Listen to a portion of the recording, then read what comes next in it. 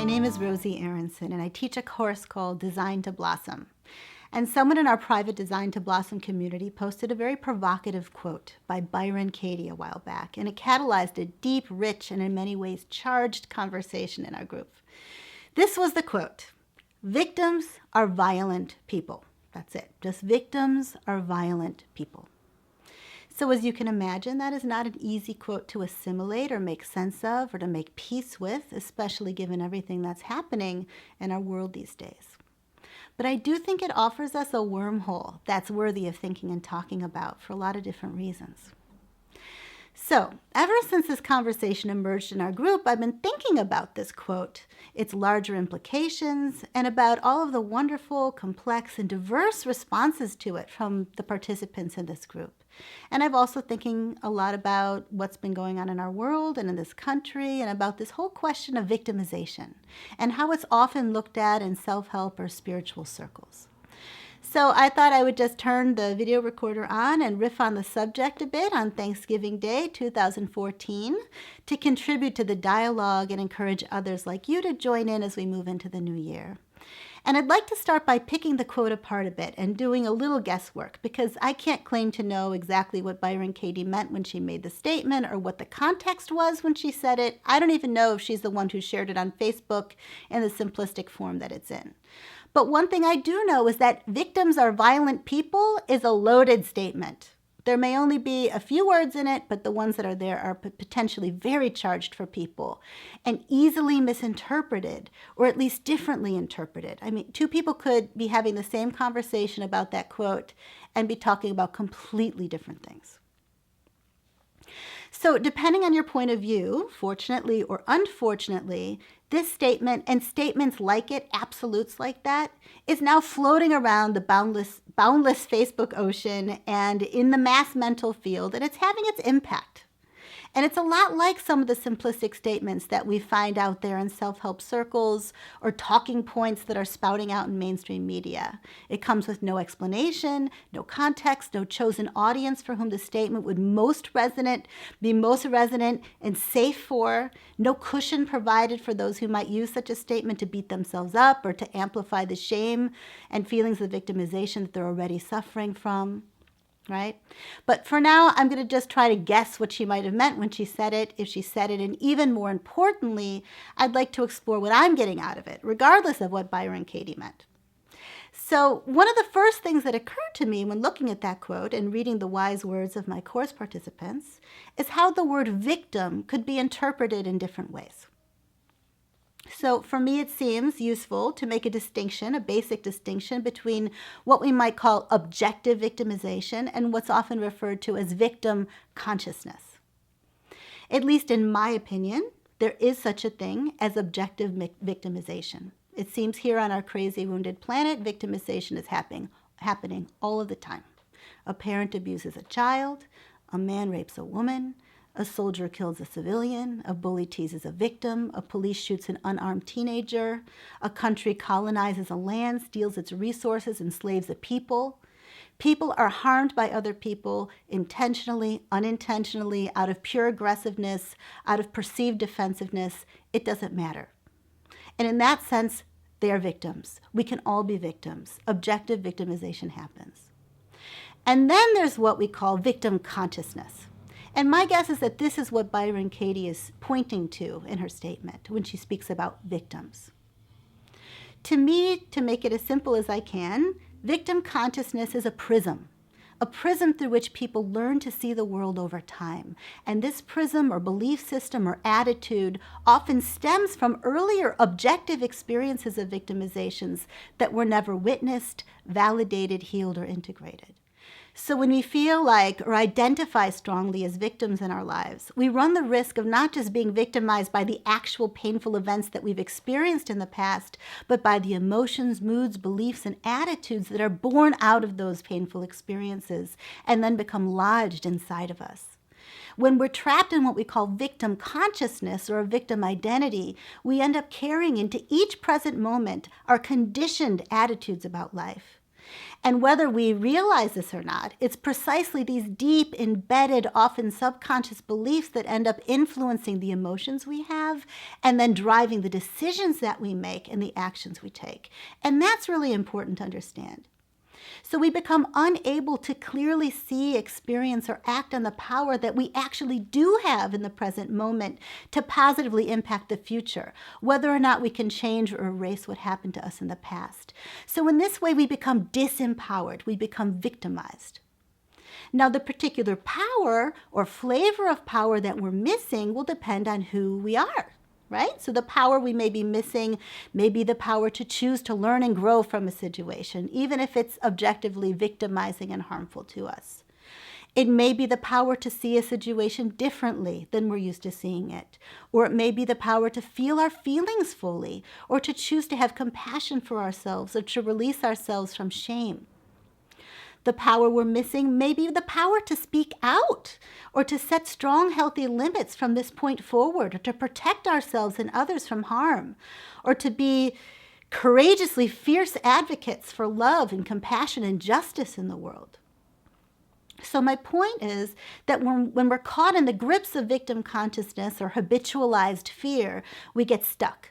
We lose our power to be present, flexible, and creative in the moment. We lose our capacity to listen, to tune into what's actually happening right now. And in this way, we become internally victimized, on top of whatever external form of objective victimization might also be taking place. So that's one piece of the puzzle. Another word in that seemingly simple statement or quote that seems worthy of exploring is the word violent. What does it mean to be violent? And again, I don't know what Byron Katie was saying, but when I think of the word, different kinds of violence come to mind, right? There's the more obvious kind of violence, interpersonal, physical violence, like the recent brutal tragedy in Mexico, where 43 students were massacred, or the police brutality cases that are all over the news and unleashing tremendous pain and understandable protests in our country, some peaceful, some less peaceful, or mass shootings that take place in schools or rape on college campuses. There's also collective violence or political, social, and economic violence, where people are harmed in various ways by larger, more powerful groups of people or institutions or states. And then there are violent reactions of people who have been oppressed by those who are in power through riots or what we might term terrorism. There's also psychological violence, emotional, sexual violence or abuse, like we often find, unfortunately, in our most intimate relationships between parents and children, between partners and siblings. There's the kind of violence that manifests not from action, but from a lack of action, like deprivation or neglect. Denial can be a huge form of violence, as well as apathy. These are like passive, aggressive violence. They may not be active or obvious, but they can be every bit as powerful and damaging as direct violence. So when someone is suffering or a whole group of people are suffering, and we turn the other cheek or we look away, we rationalize, this is a form of violence, of being consenting accomplices to violence. And then there are more subtle forms of violence, the kinds that we absorb through a constant barrage of media messages telling us to be afraid or to feel not good enough. These are the kinds that seep in under our skin and contribute to a free-floating sense of anxiety, inadequacy, desensitization, paralysis. But usually violence involves a power dynamic, where someone with more power because of the nature of the relationship or the hierarchical divisions in society comes to harm someone with less power. Then, of course, there's violence against the self, whether it's through negative self-talk or self-sabotage or addiction or suicide. It really doesn't matter what form the violence takes. When violence is present, the fear of being violated is at play by a force stronger than what we believe ourselves to be. And when we're afraid of being violated, we can either react and use whatever power we do have to turn against the other, or we can repress and turn our power and aggression in on ourselves, against ourselves. And it's this turning against, the putting ourselves in opposition to, as separate from, in judgment of, above, that can be seen as violent in its nature. When people are victimized, they understandably feel fear. And depending on the intensity of victimization, the duration of it, and their own sensitivity levels, they can become overwhelmed by and eventually lost in fear. And when we're lost in fear, we can't open, we can't trust. We put up our guard, we get defensive. We do what we believe it takes to survive, whether we're trying to survive emotionally, physically, or psychically. When we feel that our lives are at stake or the lives of the people we love are at stake, and sometimes they really are, some form of violence, of turning against in an attempt to assert power or control over a situation, feels like the only answer. So if you take it to the extreme, when we're feeling threatened as individuals, tribes, religious groups, nations, we can become overcome with this impulse to blame, judge, harm, destroy the others. So on a collective or tribal level, it's not hard to understand that quote. We can see how people who feel threatened or have been really traumatized can build up enough weapons and military strength to destroy the whole planet. Think of how our country responded to what happened on 9/11. Even though we were dropping bombs on and killing thousands of innocent Iraqis and putting thousands of our own soldiers in harm's way, did we identify as aggressors? No, we identified as victims, defending and protecting ourselves from an axis of evil, people who were out there to do us harm. So I could give a ton of examples, as in the Ferguson case or what's happening in the Middle East, but you get the idea. Most of the time, people who are violently lashing out are doing it because they have the thought that they're justifiably defending themselves, not because they think of themselves as unprovoked offenders.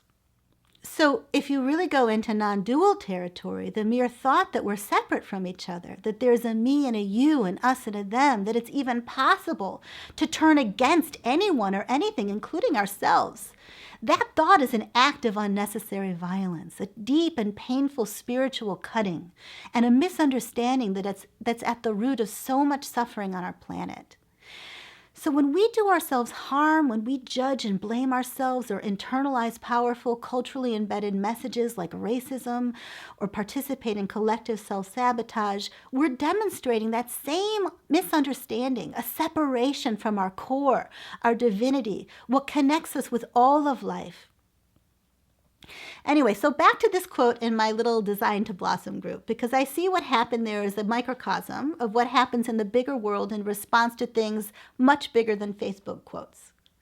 Okay, so while I was watching the participants in the group respond to the quote, I was struck by just how unique and valid and diverse our prisms are, and how differently we can experience a seemingly simple but loaded quote like that. How we receive or perceive a quote like that, or any charged situation in our life, depends so much on our personal journeys. It depends on our unique perspectives, our past traumas, what's helped us, what's hurt us, how raw and fresh our experience of trauma or victimization is in us, how much real support and healing we experienced in relation to those traumatizations, our spiritual and philosophical inclinations, what place we find ourselves in our lives, whether we tend towards expressing or internalizing, towards reacting or repressing, and so much more. So what's empowering for one person might be actually victimizing for another person. So one person might experience that quote, especially if they take it in its most literal form, as a form of victimization, an extreme example of how victims aren't just blamed for what happens to them because they've quote unquote attracted it to themselves for a variety of karmic reasons, for example, but they're actually called violent people to boot. A person who takes the quote literally like that might take that message in and internalize it, feeling even more shame for her own experience or way that she's come to understand or hold her own life experience. Or she might get really angry at a teacher like Byron Katie for saying such a thing, for being so arrogant and irresponsible as to not think about how that kind of statement could be misinterpreted or painfully internalized by someone who suffered enough as it is. How it's just another example of blaming the victim. Another person might actually feel affirmed and empowered by the statement. She might take it as an important reminder to be gentle with herself and others and to find the silver lining in her present circumstance, no matter how difficult or painful. Another might feel triggered by the statement, but cherish the opportunity to be emotionally provoked. Whether or not this person agrees with the statement or likes the way it was presented, he might still choose to use the quote as a catalyst, an unexpected teacher for some kind of meaningful emotional exploration. Another might feel less emotionally triggered and more intellectually intrigued by a quote like this. She might enjoy the philosophical challenge of finding the golden nugget within this statement that brings the most meaning and inspiration to her, and then leave the rest. Another might choose to look at the quote as a chance to examine the teacher who made it, an opportunity to figure out where Byron Katie might have been coming from. What were her intentions? Was she on purpose using vagueness and provocation in order to stir people up and catalyze a meaningful and empowering and enlivening conversation? Or was she just kind of carelessly spouting out an idea or doing some kind of reckless marketing tactic? Making a statement without really caring about who would be reading it or how they'd be taking it in. For this person, a genuine study of Byron Katie could lead her down her own enlightening adventure, which surely would provide a much deeper and wider context for the words of this teacher. Another might be more interested in the fact that these kinds of loaded and rather simplified statements are pretty common in New Age self-help circles. And this person might feel inspired to explore the question, are these kinds of statements ever helpful, even if they're intended to be helpful? And what are the dangers of speaking in absolutes when the speaker is a teacher with a degree of power and authority in a community? And how might a statement like this, coming from an authority like that, likely be absorbed or heard by most people in ways that empower, that disempower, as fodder for self-beratement, as an easy excuse to blame victims? Another person might use this as a chance to examine the whole Facebook phenomenon with its strengths and its superficialities and its shadows. And someone else might barely notice the statement at all, not give it a second thought, or just brush it off. And I just find that so interesting. So anyway, this morning I was thinking about the whole lemon lemonade metaphor. You could say that victimization is like when life hands you lemons, right? So we could get so lost in a debate about why we get the lemons that we get. Does life hand us lemons in order to give us the opportunity to learn how to make lemonade, right? Or do we actually ask for and attract the lemons that we receive because we think we don't deserve better? Or do we get lemons because we actually do deserve the lemons that we get? And we can get just as lost trying to figure out why the people or the universe give us lemons, right? Why they're giving it to us in the first place. And whether what they're doing is fair or unfair, whether it's wise or unwise, whether it's intentional or not, whether it's for our highest good or not. Is there some soul contract we're living out, some shared karma we're working out together, some mutual teaching that we're benefiting from, even if it's through pain and suffering? Or is it an accident? Is this random? Are people just handing out, throwing out lemons because they don't know any better? Or is it because they're working out their own karma, or because they're just not very evolved and we just happen to get in the way at a really bad time? Or is this tragedy? Is this unnecessary? Are people automatically and unconsciously paying forward the pain and abuse that they've experienced and wreaking havoc on our planet? Or are we talking about evil? Are the lemon givers sociopathic, power-hungry, egotistical beings who truly don't have empathy or the capacity to care for other human beings, right? So for this sharing, this video, I'm not so interested in whether a given lemon was given for an empowering purpose or not, whether it was intended to become lemonade, or whether it was delivered in such a way that would be most conducive to lemonade making or not. What I'm most interested in, and I'm guessing that this is what Byron Katie was interested in too, whether or not you received her quote as a lemon, is what we do with the lemon once we have it, and what it requires to move out of victim consciousness into a state of genuine empowerment.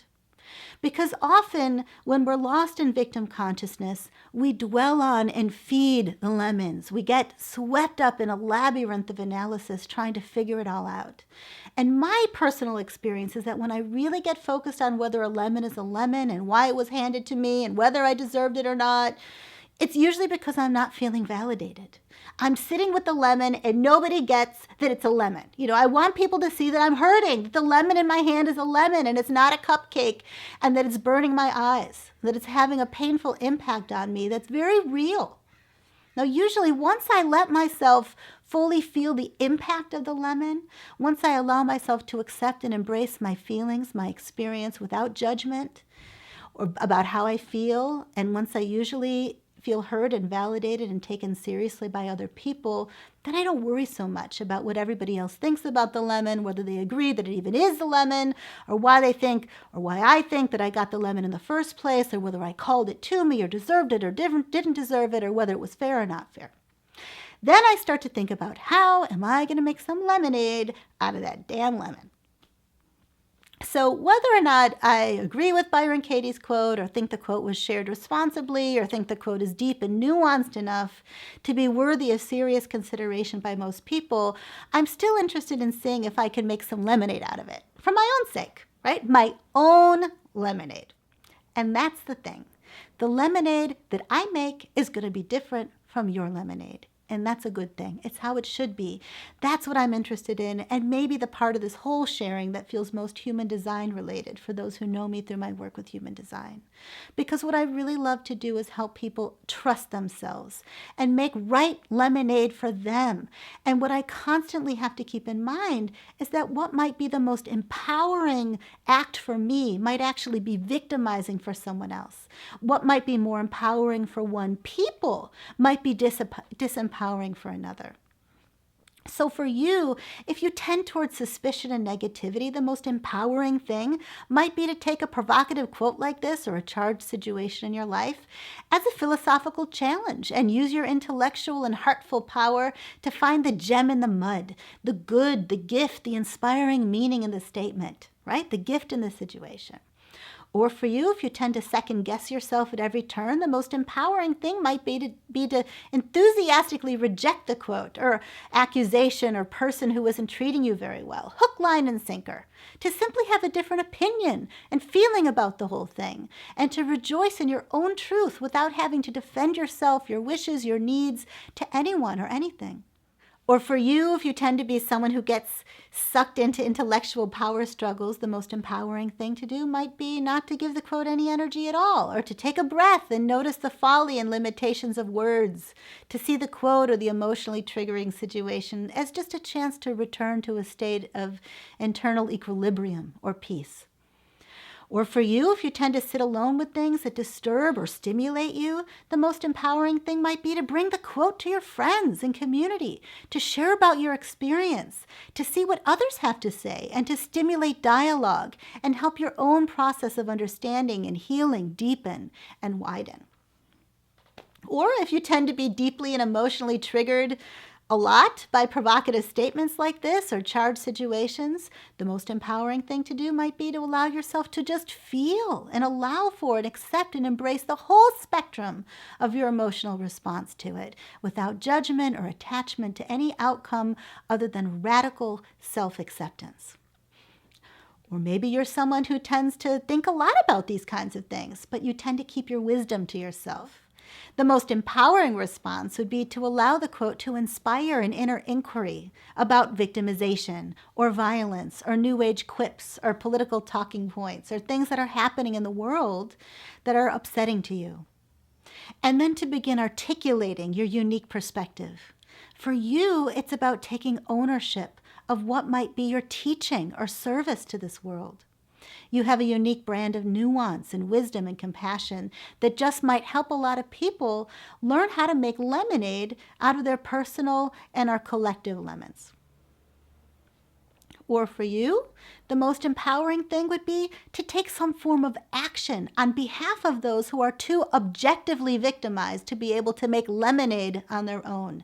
You might write a book, create a counter quote on Facebook, speak out on behalf of those who could be harmed by such a statement, to stage a nonviolent protest in relation to an injustice that you see in the world, to respond through a powerful artistic expression that reflects the deeper themes inherent in a quote like this or a difficult situation.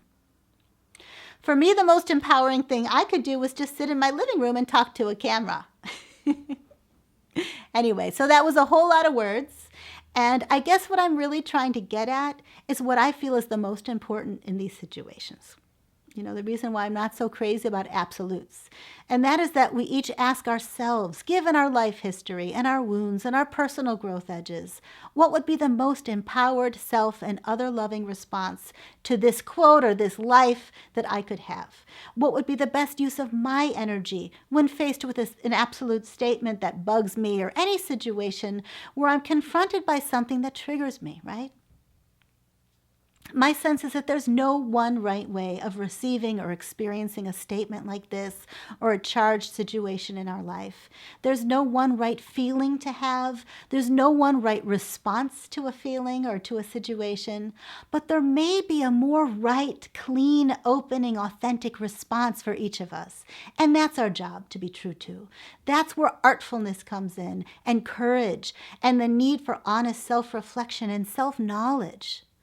The trick is to know your habitual or conditioned responses really, really well, so that they don't sneak up on you and take over your executive functioning during times of tension or fear.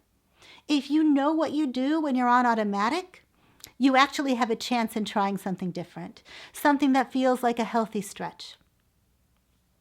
So if you know you tend to give your power away and stay silent or make yourself wrong, then you know it may be worth trying speaking out and taking a stand. If you know you tend to get really hot under the collar really easily and lash out in anger, then you know a more peaceful response may be worth a try. So instead of fighting, you might want to try praying. Whatever you do, see if you can make your own lemonade. That's how we stop being victims. And that's how we end violence in our lives and in the world. Because the great news is that we're all here, and each of us has our own unique, authentic, and most healthy contribution. I mean, just imagine a world where all of the habitual peacekeeping conflict avoiders take a risk and take to the streets, and all of the habitually reactive fight pickers hang out in silence with the Dalai Lama for a while. The more we can all honor our true nature while staying on our own healthy self-empowerment edge, the better. That way, we get our prayer keepers, our meditators, our warriors, our authors. We get our teachers, our students, our artists, our activists, our parents, our grandparents, our new economists, our architects, our philosophers, our healers, our therapists, our community organizers, our gardeners, our huggers, our doers, and our beers. All of the needed roles are being played, because true change and evolution needs a lot of people playing a lot of different roles. But we've got to have the right people playing the right and most healthy roles for them, stretching themselves, hanging out on their growth edges. So that would be pretty cool. So remember, please don't just throw lemons at people, and please don't throw lemons at yourself. We've got enough of that going on in the world. And remember that lemonade is bittersweet. It doesn't have to be all sugar, right? Sometimes a gift in a tragedy has both bitterness and sweetness to it.